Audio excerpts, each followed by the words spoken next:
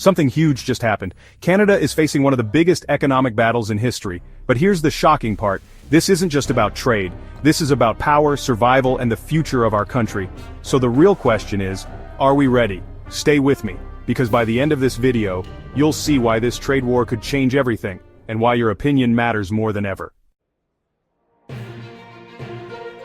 Yesterday, the US government made a move that sent shockwaves through the global economy.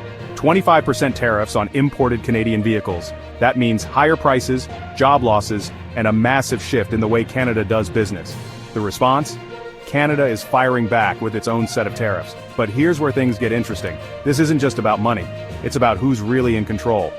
We've relied on the US for decades, but what if that relationship is truly over? What if Canada needs to stand alone? Of course, this trade war has everyone in Ottawa talking, but here's where things get even more complicated. The leaders of Canada's biggest political parties all have very different ideas on how to handle this crisis. Pierre Poilievre says we should remove GST on Canadian-made cars to protect the auto industry. Sounds good, right? But will it really make a difference if American tariffs are still in place? Jagmeet Singh wants to bring back victory bonds. Basically, Canada borrowing from its own citizens instead of big banks. A brilliant way to rebuild the economy? Or just a fancy way to pass the debt on to you? Bloc Québécois. The Bloc thinks we should give Quebec more control over trade decisions. But is that the right move? Or could it divide Canada even further? So, who do you think has the best solution? Drop a comment below. Should we remove taxes, borrow from the people, or take a more regional approach? But here's something no one is telling you. This trade war is not just about Canada and the US. It's part of a much bigger power struggle. The entire world economy is shifting and the old rules no longer apply.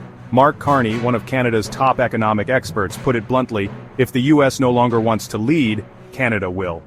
But can we lead? Can Canada truly become a global economic powerhouse? Or are we about to be crushed under the weight of a collapsing system?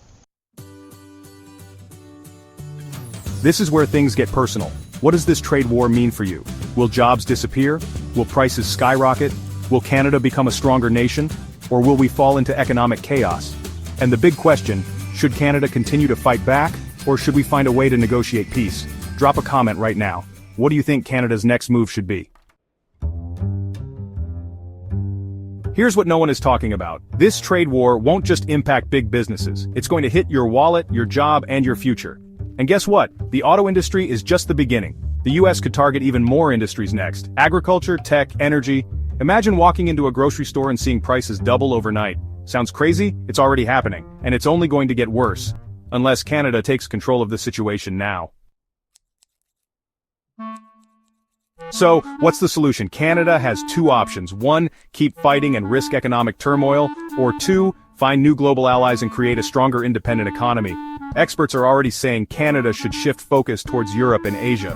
But is that enough? Or do we need a completely new strategy? This is where you come in. Canada's future isn't just in the hands of politicians, it's in the hands of its people. You. And by the way, if you're enjoying this deep dive into the truth behind global events, make sure to subscribe to Xiltire Pro for more eye-opening content like this. A huge thank you to everyone who's already subscribed. You guys are the reason we keep uncovering the facts and asking the big questions. But before we wrap this up, I have one last question for you, and this one could change everything. What if this trade war isn't just about economics? What if it's about something much bigger, like global power shifts, political control, and the future of democracy itself? Think about it. If Canada steps up as a global leader, what does that mean for the rest of the world? And more importantly, are we ready for that responsibility? I want to hear from you. Do you think Canada should fight back or negotiate?